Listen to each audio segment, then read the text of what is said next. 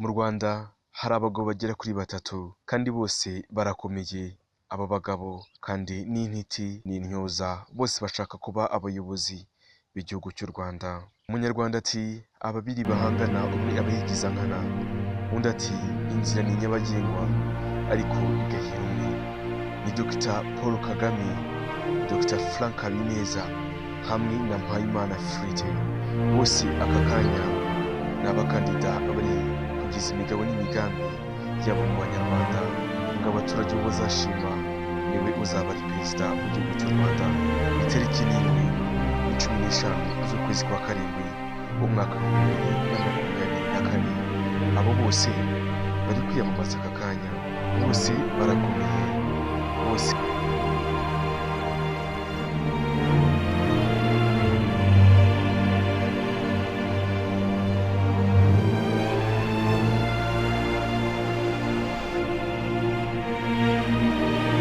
bafite imihigo myiza, bose ni abanyarwanda kandi bose bafite intekerezo zo guteza imbere u Rwanda rukagera kure nyuma y'imyaka 30. Niyo mpamvu natwe tuje kubabwira amwe mu mateka y'abo bagabo muri kubona ku mbuga nkoranyambaga haba mu Rwanda ndetse no mu mahanga. Nanjye nitwa Eric Nshimiyimana. Yuko icyambere icyo tuvuga cyane nuko itangazamakuru ry'u Rwanda rikeneye kubona amikoro kugira ngo rikore rifite ubushobozi. Ari ibintu bibiri tuteganya. Icyambere nuko twashiraho ikigega cyihariye cyo gufasha itangazamakuru ya leta cyangwa ikigo cy'igihugu cy'itangazamakuru ya leta yitwa RBA, kuri yabona amafaranga atavuye ku ngengo y'imari, ukabona amafaranga ahoraho, ukaba rifite konti ihoraho muri beneri, ariko abaturage babigizemo uruhare, atari ukuvuga ngo barategereza ingengo y'imari ya buri mwaka. Noneho icyo gihe bakaba bafite ubwisanzure n'amafaranga ahoraho, batakeneye kubona amatangazo yo kwamamaza. Noneho ko twamaze kwiyubaka, dufite inzego z'urubyiruko kuva ku karere, ku ntara, ku rwego rw'igihugu, dufite inzego z'abagore mu karere, ku ntara, ku rwego rw'igihugu, n'izindi nzego z'ishyaka zose zisanzwe. Kandi mwarabibonye twakoze za kongere hirya no hino mu gihugu, mu ntara mwarabibonye, mu turere mwarabibonye. Kuko dufite arwanashyaka hafi mu murenge wose, muri murenge wose dufitemo abarwanashyaka, buri karere, buri kagari afitemo abarwanashyaka. Icyo tusigaje no gushyira inzego ku midugudu, ariko abarwanashyaka turabafite ahantu hose. Tumva ko ari imbaraga zitandukanye nizo twari dufite 2017. Kandi ikindi 2017 twagiye mu matora tutari no mu nzego za leta, ariko nko mu 2018 twagiye mu matora y'abadepite turatsinda, tubona 5% y'amajwi y'abaturage, tujya mu nteko y'amategeko, tukafite abadepite 2. Uyu munsi ni Dr Frank Habineza. Ntucikwe, umuhaye ikaze, nibikunda ukora subscribe kugira ngo ibiganiro byacu bijye bikugeraho umunsi ku munsi byiteka.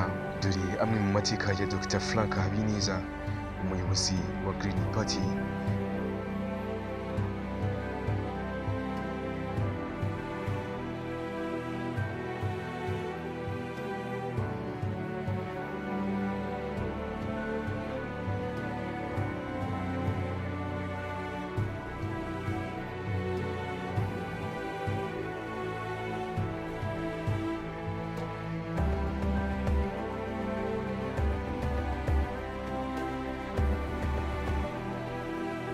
Dr Frank Habineza yavukiye i Mityana muri Uganda mu mwaka w'1977. N'ejo budaha abenshi muraza kumva ikisegerano ntabwo bari bakavutse. Niyo mpamvu nagize nti reka mbahe amateka y'uyu mugabo urimo kwiyamamaza kuba yaba perezida w'igihugu cy'u Rwanda kugira ngo akomereze aho igihugu kigeze mu gihe cyari kiyobowe n'ishyaka rya FPR Inkotanyi. Iri shyaka kandi birangajwe imbere na nyakubahwa Dr Paul Kagame, nawe urimo kwiyamamaza kuyobora igihugu cy'u Rwanda ngo akomeze ashimangire imigabo n'imigambi yo gukomeza kubaka u Rwanda ndetse n'abanyarwanda. Uyu Dr Frank Habineza urimo kwiyamamaza ubusanzwe ni umunyapolitike w'umunyarwanda, akaba ahagarariye ishyaka cyangwa se ayobora ishyaka riharanira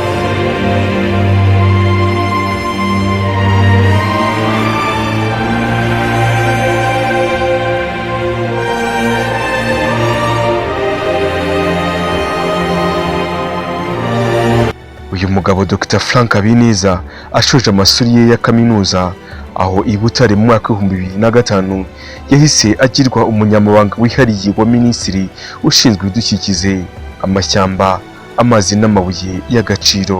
Mu mwaka w'ibihumbi bibiri na gatandatu yavuye mu mirimo ye ya leta ajya kuyobora icyitwa Nile Bejoin, ikigo cyita kubungabunga ibibaya by'uruzi rwa Nile kugeza mu mwaka w'ibihumbi bibiri n'icyenda. Nyuma y'amahugurwa n'amasomo y'inyongera muri Afurika y'Epfo no muri Swede, mu mwaka w'ibihumbi bibiri na cumi na gatatu yahawe impamyabumenyi y'ikirenga y'icyubahiro muri Amerika, bamushimira guharanira demokarasi n'uburenganzira bw'ikiremwamuntu. Ubusanzwe mu buzima bwa buri munsi, Dr Frank Habineza ni umuntu ukunda imikorere, imyitwarire, imivugire ya gipolitike. Muri make, uyu mugabo akunda politike n'imvugo ze zimwe na zimwe zikarishye, vuga ko adakunda kurya indimi igihe ari kuvuga ibitagenda neza.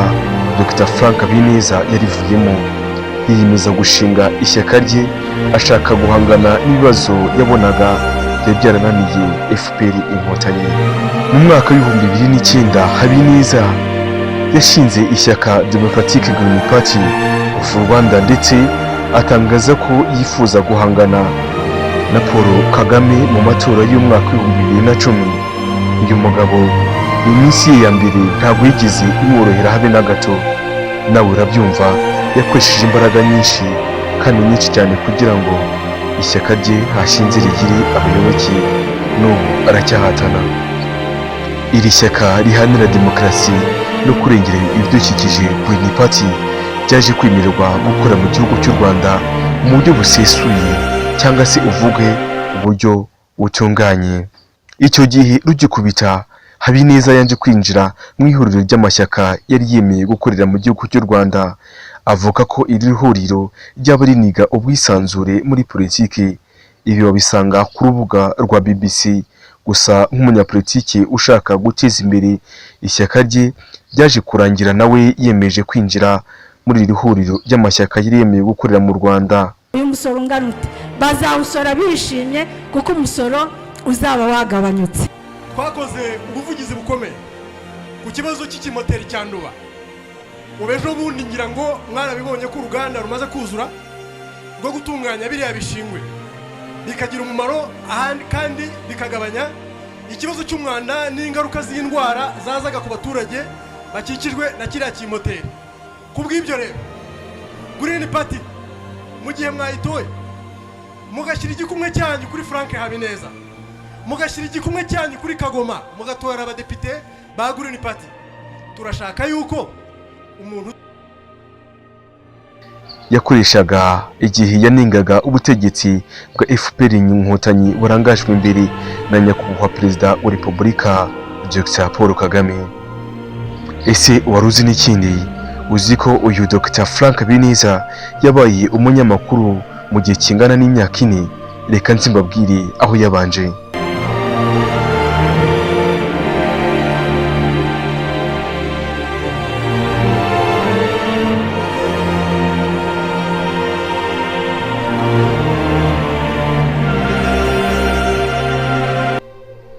Uyu mugabo Dr Frank Habineza yabanje kwinjira mu itangazamakuru, mu gitangazamakuru mwese muzi nka The New Times. Ngo gusa iki gihe yinjiye muri iki gitangazamakuru, inkuru yagikoreye ntabwo yigeze isohoka. Ibi wabisanga kandi mu byanditswe n'ikinyamakuru Umuryango Rawa. Icyo gihe yahise akomereza mu bindi binyamakuru birimo Umuseso, Newslines, hamwe na Rwanda Herald n'ibindi bitangazamakuru bitandukanye. Uyu mugabo hari byinshi yagiraho mu kwiyamamaza kwe n'abakandida be. Reka noneho mbabwire mu bitandukanye yagiraho nk'umukandida wa Green Party amaze kwiyamamaza kuyobora u Rwanda, ndetse no kubana n'ubu agikeneye kunyokerwa kuyobora guverinoma y'u Rwanda. Ibyo yagezeho mu mwaka w'ibihumbi bibiri na cumi na karindwi, mu mwaka w'ibihumbi bibiri na cumi n'umunani yagize amajwi 5 mu myanya y'abayobozi bagize inteko ishinga amategeko, nawe agira 0.47 mu matora kugira ngo abe yaba perezida wa repubulika y'u Rwanda. Gusa icyo gihe uwo bari bahanganye Dr Paul Kagame yagize 98.63%, naho umukandida wigengaga Mpayimana Philippe agira 0.73%. Uyu Dr Frank Habineza urimo kwiyamamaza mu mwaka w'2024 hari byinshi ashize imbere, arangajwe imbere mu kuba yakimamaza mu gihe yaba abaye perezida w'igihugu cy'u Rwanda yageza ku baturarwanda. Iyo ari kwiyamamaza imvugo ye ashyira imbere ikijyanye n'imisoro. Uyu mugabo avuga ko imisoro ya TVA ashobora ko yayigabanya akageza ku kiciro cyangwa se ku kigero cya 14 ikava kuri 16. Gahunda inoze yo kugabanya umusoro ukava kuri 18 ukagera kuri 14 ibizadufasha gukunda gusora. Icyo gihe bizatuma na ba bandi bacuruzaga bahisha imisoro, kuko umusoro uzaba wagabanyutse bizabafasha gusora batiganyira, batavuga ati se ndasora uyu musoro ungana ute, bazawusora bishimye kuko umusoro uzaba wagabanyutse. Twakoze ubuvugizi bukomeye ku kibazo cy'ikimoteri cya Nduba.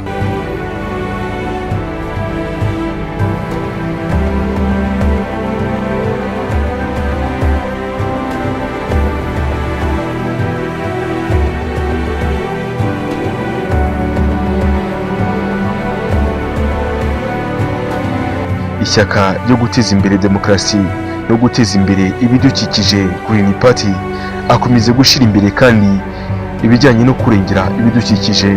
Imvugo ye avuga ko kwivuza kuri mituweli igihe yababaye perezida w'igihugu cy'u Rwanda, ibyo kwivuza kuri mituweli yabishyira no mu bigo byigenga, aho wazaza ujya kwivurizamo ugafata imiti runaka cyangwa se n'ibindi bikorwa bikorerwa mu mavuriro yigenga ko wakoresha mituweli de sante.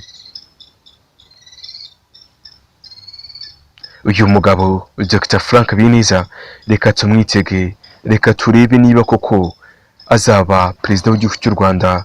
Naho nge nitwa Eric Nshimiyimana.